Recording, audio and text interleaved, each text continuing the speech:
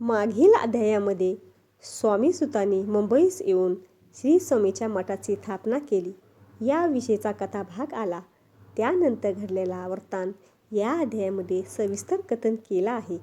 श्री स्वामी चरित्र सारामृतामधील सर्वात जास्त ओवी संख्येचा अध्याय म्हणून या अध्यायाचा उल्लेख करावा लागेल. याचे कारण श्री स्वामींनी ज्यांना आपला सूत अर्थात पुत्र मानले त्यांच्याविषयीचा समग्र वृत्तांत या अध्यायात ग्रंथकारांनी सांगितलेला आहे.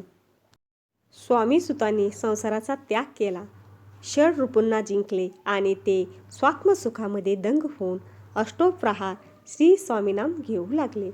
श्री स्वामी संप्रदायाची गादी स्थापन करून सर्वत्र श्री स्वामी नामाचा प्रचार व प्रसार करणे हे त्यांच्या जीवितकार्याचे एकमेव ध्येय बनले.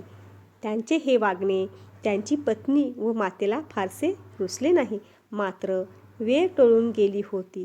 त्यांच्या आईने स्वामी सुताची स्थिती त्यावेळचे प्रख्यात संत श्री देव मामलेदार यांच्या कानी घातली. मात्र त्यांनी याविषयी काही उपाय सांगण्यास असमर्थता दर्शविली.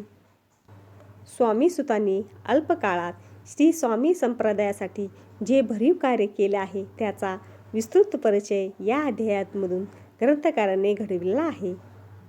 स्वामी सुतांनी श्री स्वामीचा जयंती उत्सव सुरू केला. श्री स्वामीची कुंडली बनवून घेतली.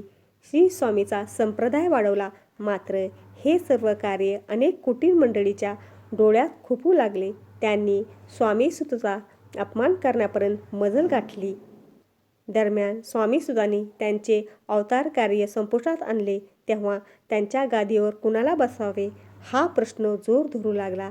इथपर्यंतचे वर्णन या अध्यायात करण्यात आले आहे. धन्यवाद.